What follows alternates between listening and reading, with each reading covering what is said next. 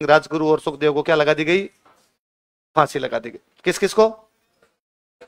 भगत सिंह, राजगुरु और सुखदेव, इनको फांसी लगा दी। इसको बोलते हैं दूसरा लाहौर षड्यंत्र मुकदमा। क्या बोलते हैं? दूसरा लाहौर षड्यंत्र मुकदमा। पहला कौन सा? गदर वाला। पहला कौन सा? करतार सिंह सराबा, विष्णु पुंगले और भाई परमानंद वाला। ये कौन सा था आपका? दूसरा। कब लगाई गई फांसी इनको? 23 मार्च 1931। इसे ठीक महीने भर पहले 27 फरवरी को इलाहाबाद में एक पार्क पड़ता, उसका नाम है अल्फ्रेड पार्क। कौन सा पार्क था? Alfred park. उसमें चंद्रशेखर आजाद एक पुलिस मुठभेड़ के अंदर शहीद हो जाते हैं।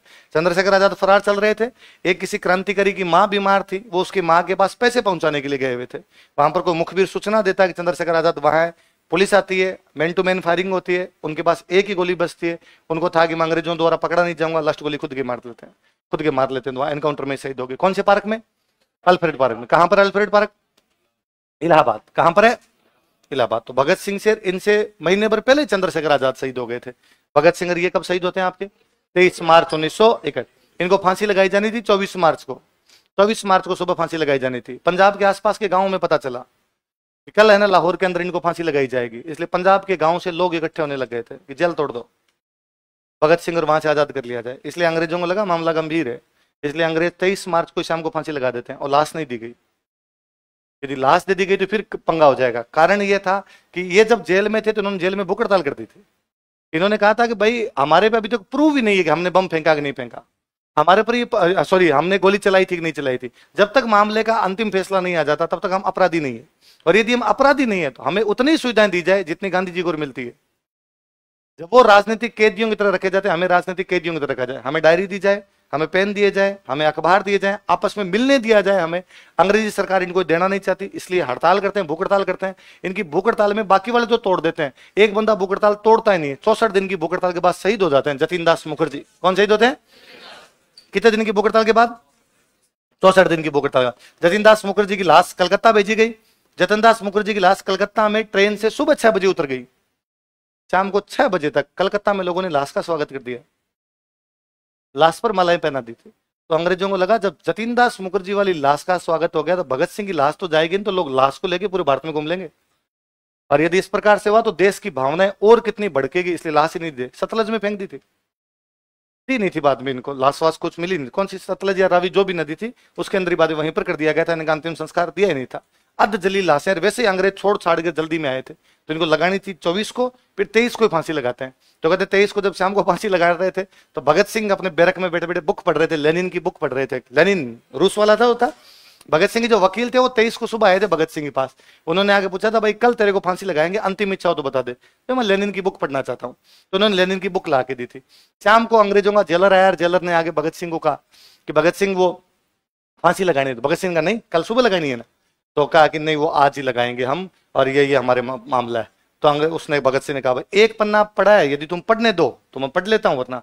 तो अंग्रेजों ने कहा कि नहीं नहीं तू बाहर आ, और बाहर आके उन दोनों को मना, राजगुरु सुखदेव को। वो बैरक अंदर बंद कर लिया। उन्होंने कहा रात रात सोएंगे सुबह लगनी है फांसी, सुबह लगनी है भाई साहब, रात को क्यों लगाई? सोने दो आराम से, नींद लेके फांसी लगनी चाहिए आराम से। इसलिए भगत सिंह बाहर जाते हैं। भगत सिंह जाके राजगुरु सुखदेव कहते हैं मरना ही है, सुबह मरे अब मरे क्या फर्क पड़ता है, बाहर आओ।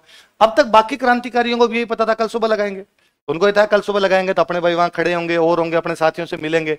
लेकिन जब इनको बाद में केवल इन 3 को ही पता था हमारे फांसी लगाएंगे, तो पीछे हथकड़ियां लगा के वहां से लेके जा रहे हैं। तब ये जोर जोर से वहां पर वो गीत गाते हैं, मेरा रंग दे बसंती चोला। तो वो जो मेरा रंग दे बसंती चोला, या वो गाना सरफरोशी की तमन्ना भी हमारे दिल में। तब बाकी क्रांतिकारियों को पता चलता है कि इनको फांसी अभी लगा रहे हैं। वो खूब यूं सलाखों को करते हैं, भाई हमें बाहर निकालो, पर नहीं निकालते। वहां लेके जाते हैं, वहां लेके जाने के बाद पूछते हैं कोई अंतिम इच्छा तो बताओ। एक बार हाथ खोल दिए जाए तो हम गले मिलना चाहते हैं। तीनों गले मिलते हैं, इंकलाब जिंदाबाद के फिर नारे लगाते हैं। वहां जो जेलर था वो जेलर सरदार था। उस जेलर भगत सिंह को अंतिम टाइम में कहता है, भगत सिंह धर्म में विश्वास ही नहीं करते थे, इसलिए भगत सिंह ने बुक लिख दी थी मैं नास्तिक क्यों हूं, why I am an atheist. कहते हैं जेल में उन दिनों एक क्रांतिकारी और थे सुरेंद्र सिंह नाम करके।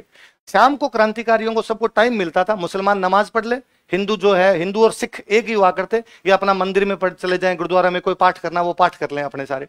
भगत सिंह कभी मंदिर में नहीं आते थे। तो सुरेंद्र सिंह जो एक सिख क्रांतिकारी थे, उन्होंने एक दिन पूछा, कह रहे वो नया लड़का हमारे वाला है सिखों वाला, वो क्यों नहीं आता? कि सर वो धर्म को नहीं मानता है। तो सुरेंद्र सिंह जी ने कहा दिमाग खराब हो गया, अखबार में 4 नाम आ गया, 21-22 साल की उम्र में नई प्रसिद्धि मिल जाती है तो आदमी भगवान को मानना बंद कर देता है। तो किसी ने जाके भगत सिंह को कहा कि तेरे लिए सुरेंद्र सिंह जी ये बात कर रहे थे। तो भगत सिंह पूरी बुक लिखता है कि मैं नास्तिक क्यों, उसमें रीजन बताता है कि मैं, तो उसमें भगत सिंह लिखते हैं कि क्या मैं इसलिए भगवान को नहीं मानता कि मैं प्रसिद्ध हो चुका हूं, क्या मैं भगवान को इसलिए नहीं मानता कि आजकल लोग मेरे बारे में चर्चा कर रहे हैं, क्या मैं खुद को भगवान से ऊपर महसूस करने लग गया हूं, क्या मेरी लोकप्रियता ने मुझे धार्मिक होने से रोक दिया। लिखता नहीं, मैं जो सचिंदर सान्याल से मिला था तब सचिंदर सान्याल आस्तिक थे, हम भी आस्तिक थे, लेकिन धीरे धीरे मेरी धर्म में आस्था हटती चली गई। मेरा ऐसा मानना है कि दुनिया में भगवान है ही नहीं, और यदि भगवान है तो बहुत बुरा आदमी है, क्योंकि यदि वो अच्छा आदमी होता तो अपने लोगों को कभी पीड़ा से पीड़ित देखे नहीं सकता था। यदि अपने लोगों को, गरीबों का शोषण होते हुए देखता है, इसका मतलब अच्छा आदमी तो नहीं है। तो मैं उस बुरे आदमी को मानता नहीं, इसलिए बुक लिखी why I am an atheist, मैं नास्तिक। उसमें रीजन बताए उन्होंने कि मैं नास्तिक क्यों। तो वास्तव जब फांसी लगती है तब वो जो सिख होते हैं, जो जेलर होते हैं, वो भगत सिंह वापस कहते हैं कि होनता रब दा ना ले ले भगतिया, अब मर रहा है लास्ट में जाते जाते तो भगवान को याद कर। भगत सिंह वापस कहते हैं ना तेरे रब ते पहले विश्वास थी, ना तेरे रब ते अध विश्वास है, ना तो तुम्हारे भगवान को पहले मैं मानता था, ना तुम्हारे भगवान को। विपिन चंद्रा में बहुत अच्छी लाइन है, 23 मार्च 1931 को भगत सिंह, राजगुरु सुखदेव को फांसी लगा दी गई थी। उस दिन पूरा भारत रोया था, कई घरों में चूल्हे नहीं जले थे। उस दिन सब के सब भारत के अंदर आंसू बहा रहे थे, उन 3 युवकों की शहादत को याद कर रहे थे। याद रहेगी बात, ये आपके भगत सिंह राजगुरु वाला। इसके बाद में एक संगठन और था आपके IR, तुम थोड़ा इधर आ जाओ वापस, है ना, कई होंगे तुम्हारे आंसू आने के तैयार हो जाते हैं।